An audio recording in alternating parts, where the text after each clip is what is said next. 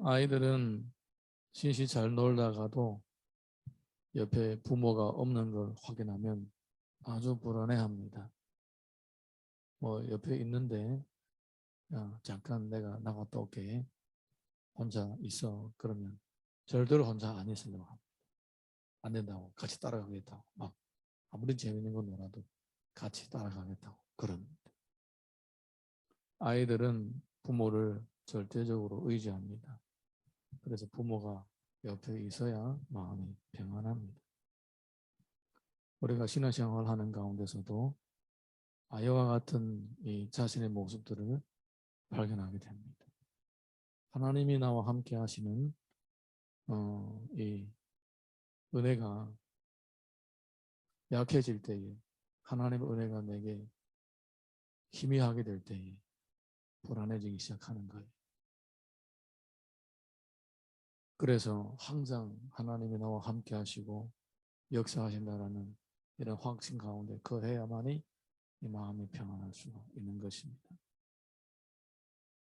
오늘 우리 본문을 보게 되면 예수님을 따라다니는 제자들이 그렇게 예수님을 따라다니면서 전도도 하고 권능도 행하고 그리고 복음도 전하면서 배우고 있었는데도 불구하고 예수님이 잠깐 곁을 비운 사이에 그들은 어려운 가운데서 불안해 있고 또 주님을 다시 만났을 때에 마음이 회복이 되는 그러한 장면을 보게 됩니다. 오늘 말씀 22절에서 23절 우리 함께 읽습니다. 22절에서 23절 시작. 예수께서 즉시 제자들을 재촉하사 자기가 무리를 보내는 동안에 배를 타고 앞서 건너편으로 가게 하시고 무리를 보내신 후에 기도하러 따로 산에 올라가시니라. 저 물매 거기 혼자 계시더니 아멘. 예수님은 수많은 무리들을 가르치시고 또 그 무리들의 굶주리는 모습을 보시고 그들의 끼니를 해결해 주셨습니다. 그리고 나서는 무리들을 다 보냅니다. 예수님께서 가르치시고 그들에게 끼니를 해결해 주셨던 것은 전적으로 자신이 메시아이시고 구원자이시라는 것을 보여주시기 위한 것입니다. 그러니까 단순하게 뭐 인기를 끌거나 또 인도주의적인 차원에서 뭐 그냥 조금 돕는다 이 정도가 아닙니다. 놀라우신 하나님의 그 계시의 원리, 하나님의 나라를 드러내고 있는 그 과정 가운데에 하나의 기적이었던 것입니다. 그러니까 주님의 기적은 매일마다 필요할 때마다 해주는 것이 아니다라는 것입니다. 특별한 때에 특별한 이유로 그것을 행해 주시는 것입니다. 그리고 난 후에는 무리들을 다 보냈습니다. 다 보내고 제자들을 재촉해서 빨리 저 동네로 가라고 그렇게 가르쳐 주셨습니다. 그리고 나서 혼자는 따로 산에 기도하러 가셨습니다. 그러니까 우리가 성경을 보게 되면 예수님이 기도하는 장면이 자주 나옵니다. 제자들을 부르시고 선택할 때도 기도를 미리 하셨습니다. 오늘 본문에도 기도하는 장면이 나오고 게시마네 동산에서도 기도하는 모습을 보게 됩니다. 이렇게 예수님이 구원자이시고 메시아이심에도 불구하고 이 땅에서 육신을 가지고 계시기 때문에 반드시 기도를 하셔야 되었습니다. 우리가 주님의 이와 같이 주님조차도 기도하는 모습을 보면서 어찌 내가 감히 기도를 안 해도 된다라고 생각할 수 있겠습니까? 네. 우리는 주님보다도 훨씬 더 연약하고 훨씬 더 유혹에 약하고 훨씬 더 시험에 약한 존재들입니다. 만약에 우리가 주님의 발걸음을 따라가려면 진짜 주님보다도 기도를 더 해야 될 사람이에요. 할렐루야. 네.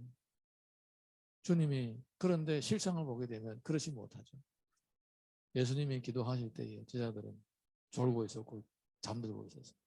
3번이나 와서 재촉을 해도 여전히 졸고 자고 있었던 거예요.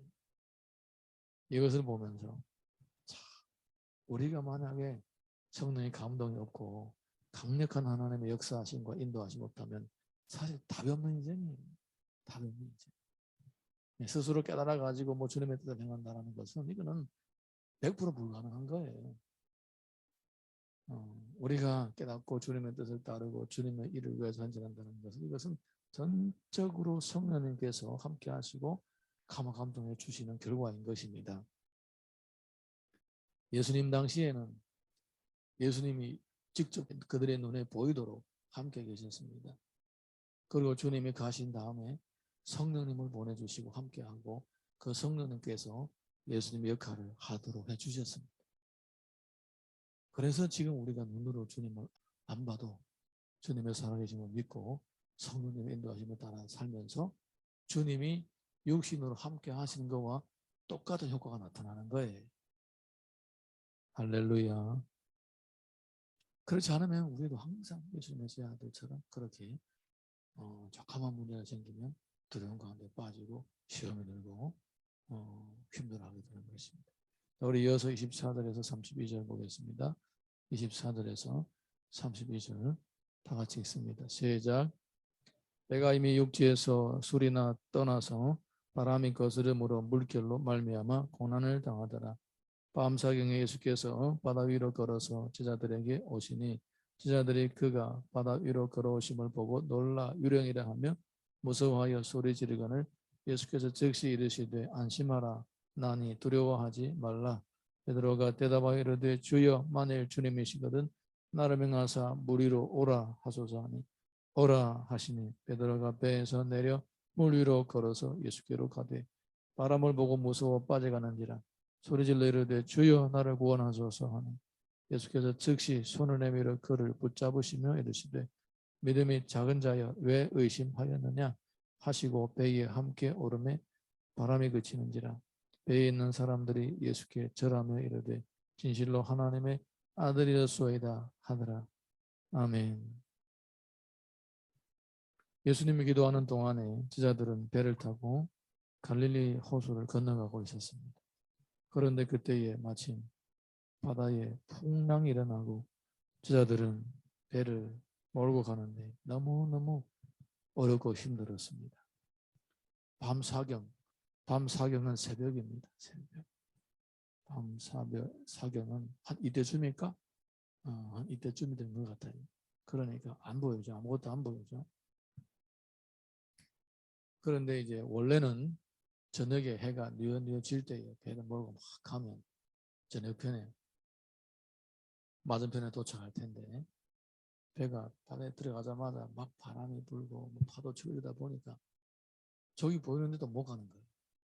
배가 움직이지 않는 거예요. 바람이 너무 거세가지고 온밤 그러니까 애를 쓴 거예요.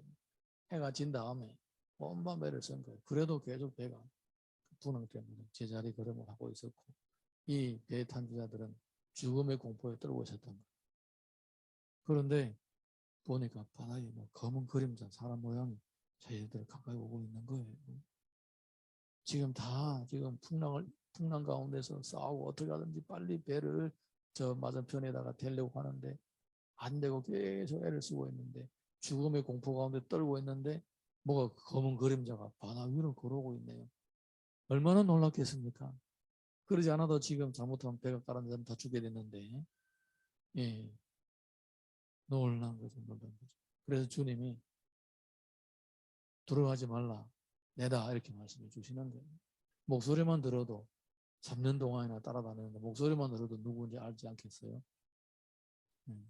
그래서 두려워하지 말라고 했더니 제 아들이 바로 이제 안심을 하는 거예요. 근데 베드로가 아직 확신하지 못한 거예요. 그래서 주님이시거든 나로 이 바다 위로 걸어가게 하소서 하는 거예요. 그렇게 하라. 그러는 거예요. 그 베드로가 바다에 붕붕 떠들어가는데 안 가라는 거예요. 주님처럼 붕붕 떠서 지금 있는 거예요. 너무 신기하잖아요. 너무 신기하잖아요. 그래서 주님이 맞으시구나라고 하는 동시에 파도가 출렁거리는 거 보고 두려워했습니다. 두려워하는 순간에 물에 샥 빠져 들어가는 거예요. 주여 나를 구원하소서 소리 질렀던 거예요. 그래서 주님이 가가지고 손잡아서 끌어올리시면서 하는 말씀이 믿음이 작은 자여 왜 의심을 하느냐.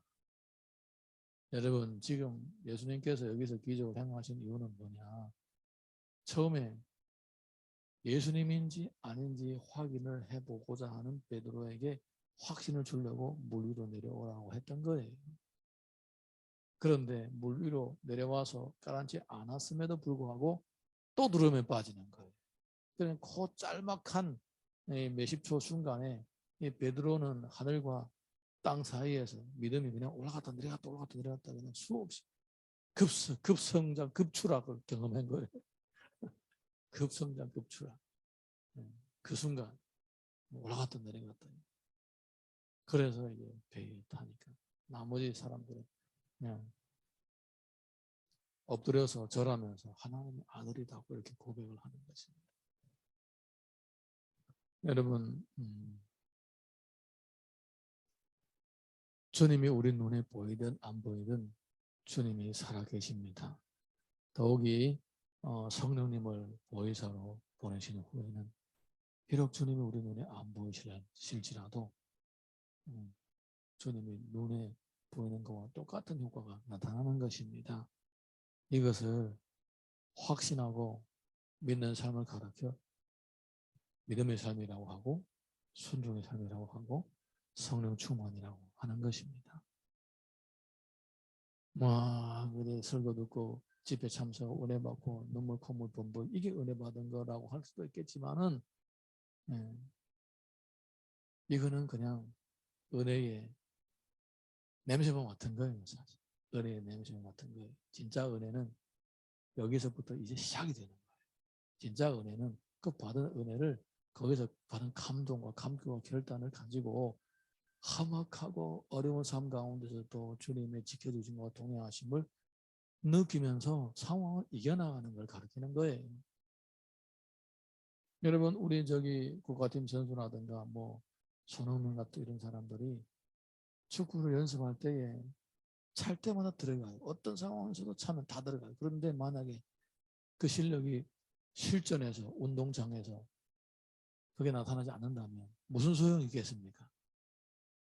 내가 아무리 훈련을 잘해도 진짜 보지 않고 차도 막 공 저절로 막 들어가고 11사람이나 내 앞에 다 막아서도 내가 골문에서 시작해서 상대방 골문까지 달려가서 골 넣는다고 할지라도 현장에 가서 골을 못 넣는다면 무슨 소용이 있겠습니까? 현장이 중요한 거예요.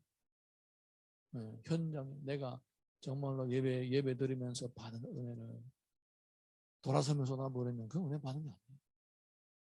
예배 드리면서 은혜 받았으면 그 은혜를 가지고 현장에 들어가서 이게 정말 파도가 출렁거리는 것처럼 삶이 어렵고 힘든데도 내가 하나하나를 문제를 생길 때마다 이겨나가야 그게 은혜 받은 자의 열매인 거예요. 하나님은 그거를 원하시는 것입니다. 할렐루야.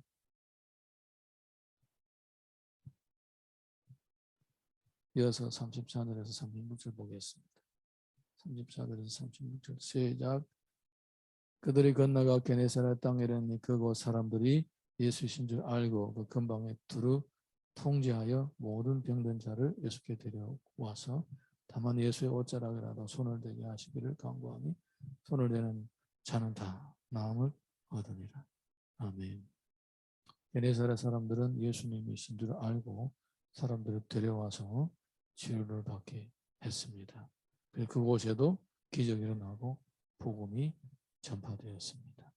이렇게 예수님이 계시는 곳마다 기적이 일어나고 영혼들이 주께로 돌아오고 불안한 마음이 평안해지는 것을 볼 수가 있습니다. 구약의 여호수아서 1장 보게 되면 이런 말씀이 있습니다. 내가 내게 명령한 것이 아니냐? 강하고 담대하라. 두려워하지 말며 놀라지 말라. 내가 어디로 가든지 내 하나님 여호와가 너와 함께 하느니라 하시니라. 예수님이 오시기 전에도 구약의 믿음의 선생들도 하나님 함께 하시는 그 확신 가운데서 험악한 인생을 개척해 나가고 이겨나갔던 것입니다. 요한복음 16장 33절 보게 되면 이것을 너에게 이르는 것은 너희로 내 안에서 평안을 누리게 하려 함이라.